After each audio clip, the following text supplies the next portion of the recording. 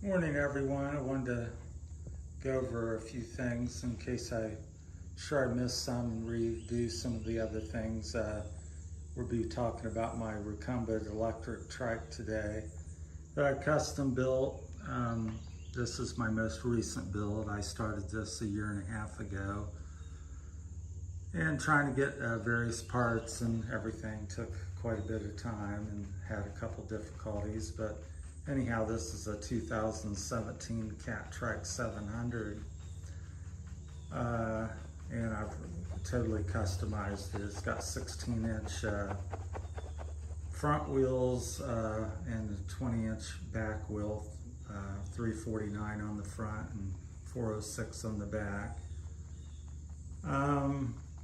The rims are extra wide. It's a BMX rim. It's I think it's about 41, 42 millimeters wide on the back.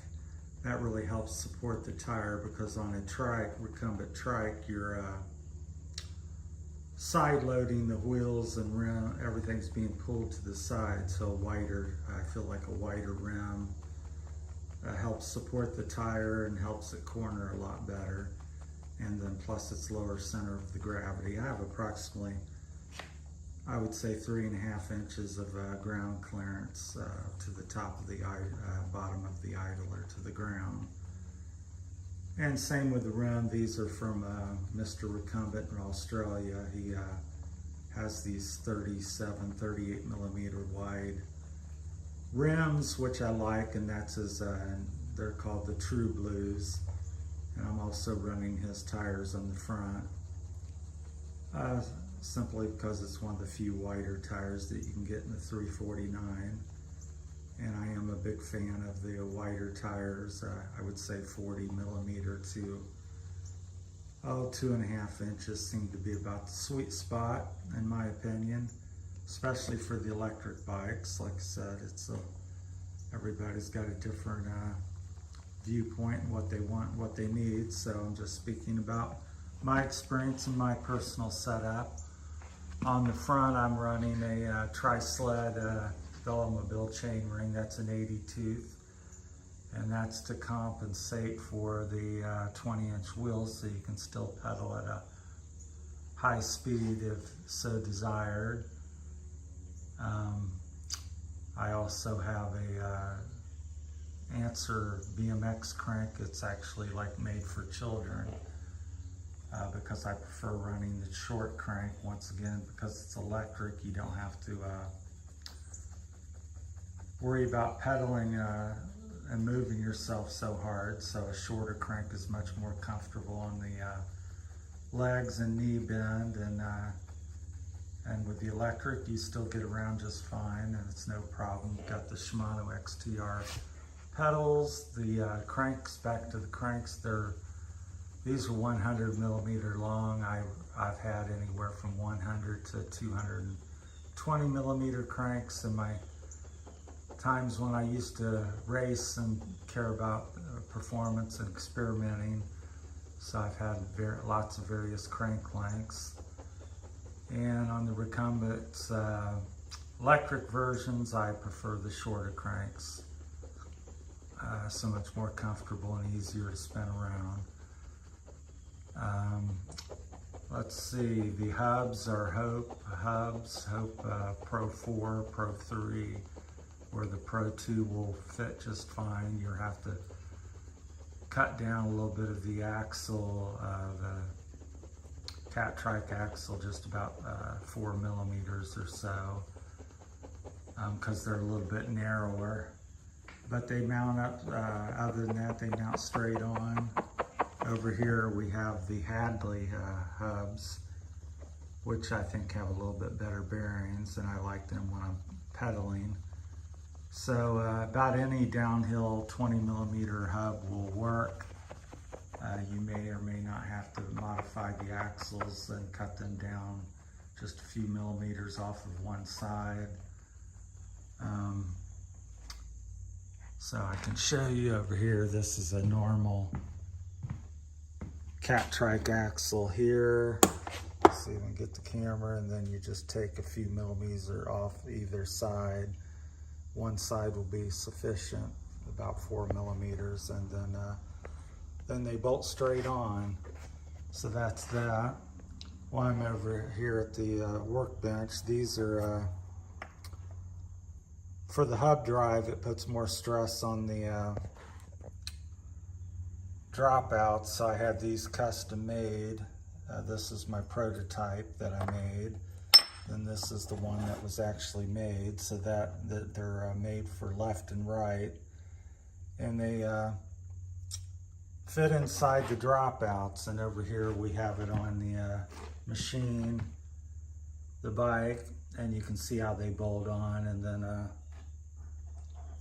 the little groove there in the back goes into the dropouts and helps support it, so it strengthens the rear end, and it's kind of like a torque arm in some sense, doing something similar. It keeps the motor from twisting the axle and damaging your dropout in the back. So I had them custom made here by a local machinist friend of mine.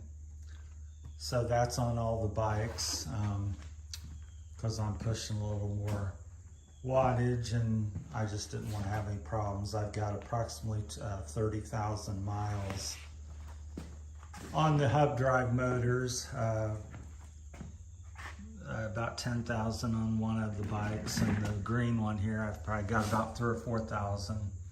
This is a 72 volt battery setup, and you can see I got it zip tie. I used zip ties and went from the bracing on the 700. Has two braces, a lower and upper brace, and I just simply zip tied that between the two braces because this particular battery happens to fit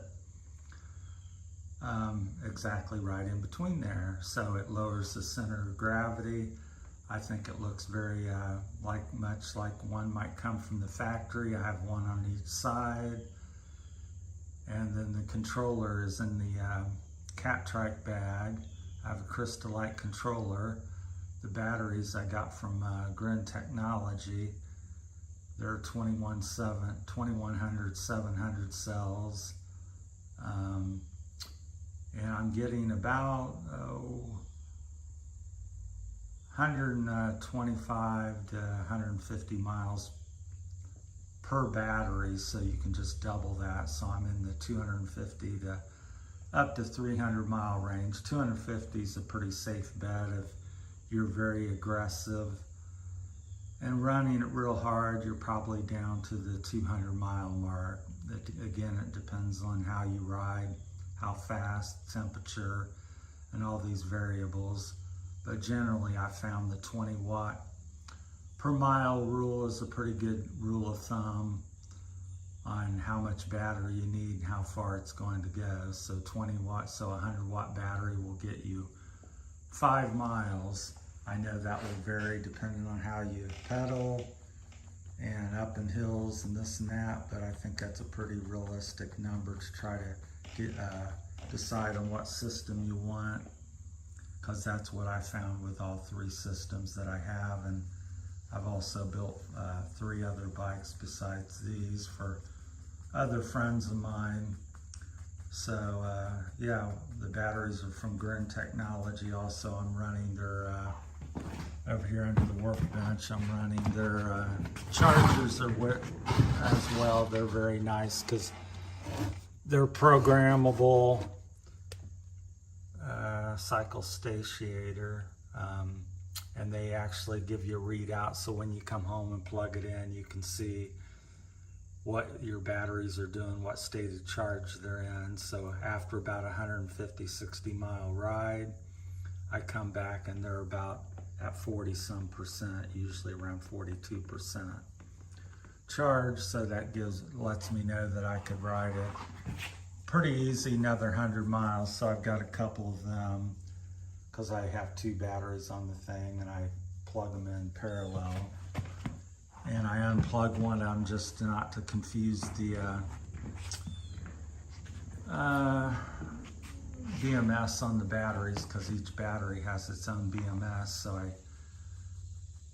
I was told that would be a good idea to unplug one and then plug them in both separately to each charger, because I don't want to come out in the middle of the night and have to transfer one to the other. So just as far as convenience, I got 2 chargers, and you could do it with one and in a few 4 or 5 hours come out and plug into the other battery. I'd just rather have them working and quickly up, so in 4 or 5 hours they're both charged and I'm ready to go. And plus, if one breaks down, you have a spare.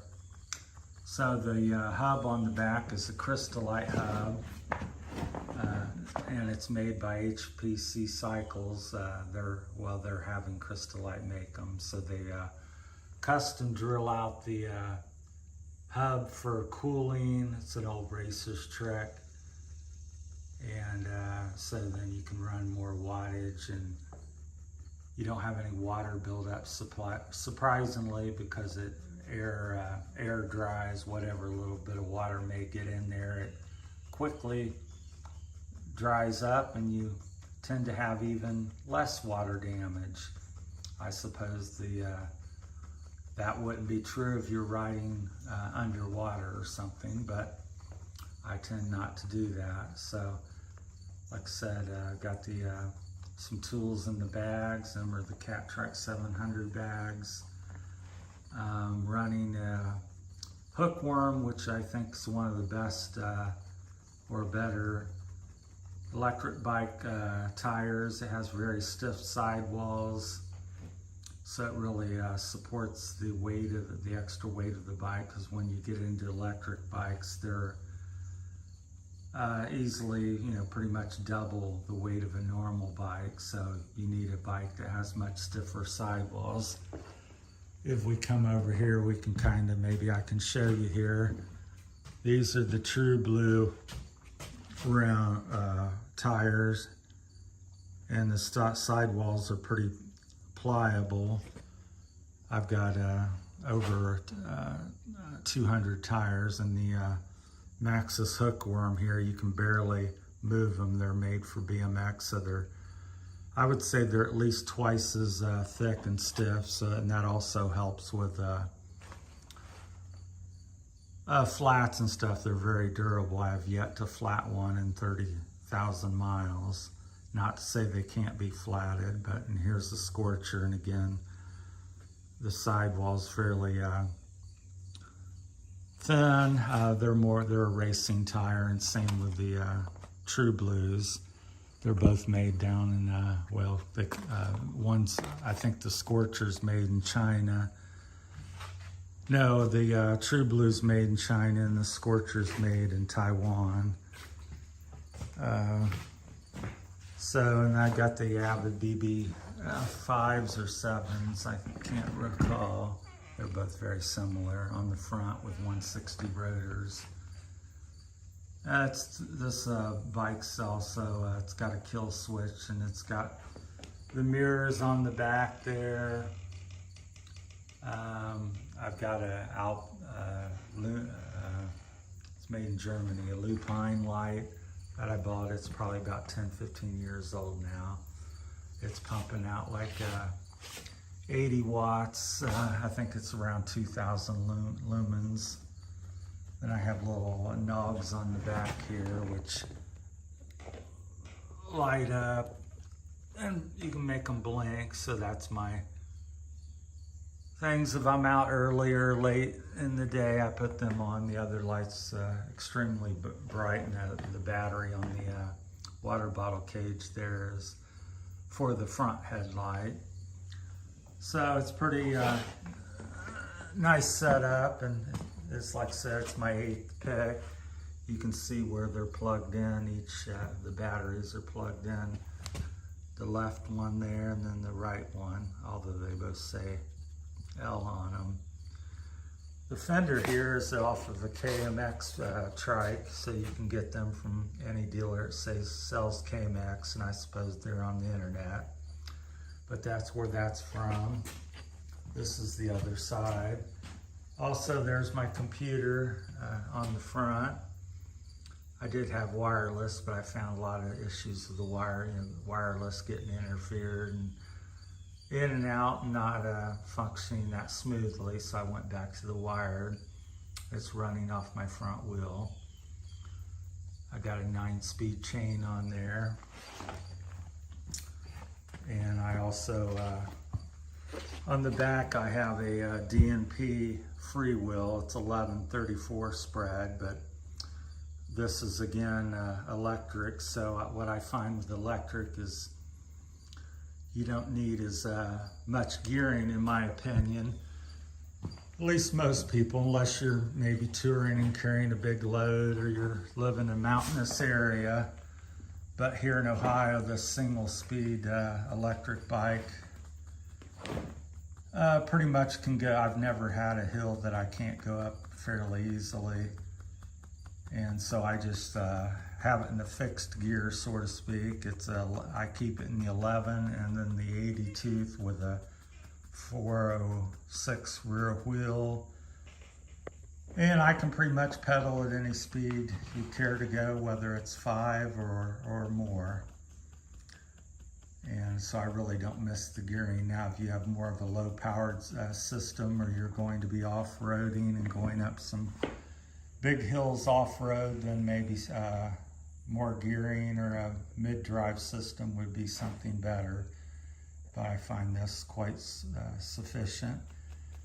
So if you have any questions or comments, feel free to let me know. So that's touched a little bit. Hopefully this has helped somebody. I just wanted to share my system, and been doing the bikes for 35 plus years, probably closer to the 40 plus year mark.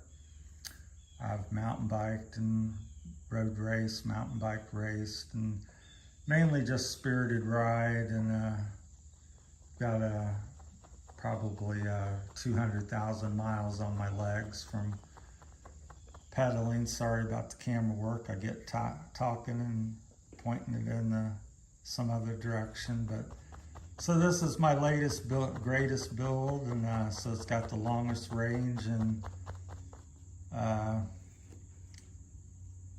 it's my fastest bike, and also the greatest range, and so I really enjoy it. I run no front derailleur again, and have no rear derailleur on this particular setup, although you could do both if you so desired. I just tried to simplify it. After all, I've got electric, and I want take full advantage of it, and I find that it creates less problems not having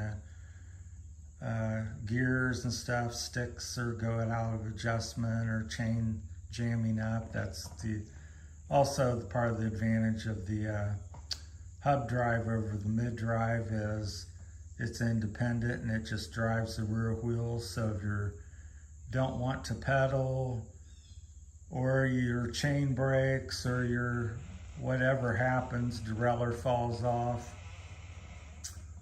no matter what happens to the bike, pretty much it can still move and get you home. So, and it's very, very durable. It doesn't have cogs or belts or ratcheting systems inside like a lot of the mid drives do. So I'm a big promoter of the hub drive, but they both have their place. I built 2 bikes with the BHS HD motor, Bafang's motor, and they're my friend's very happy with that and likes that. So different folks and different things for each of us. So, but for me, I'm sticking with the hub drive for now, and it's been problem-free with over 30,000 miles on it. So, well, thanks for watching, and if you could support the channel in any way, that'd be great. Subscribe, comment, share. I'm new here and trying to do a variety of different things, and so far the electric bike seems to have the most interest, so I thought I'd double up on that and post another video to update some things I might have left out, and I'm sure I've still left things out. It's hard to get it all in there when you have 30, 40 years of bike building and riding under you. So, all right. Well, thanks for watching. Please like and subscribe. Thanks.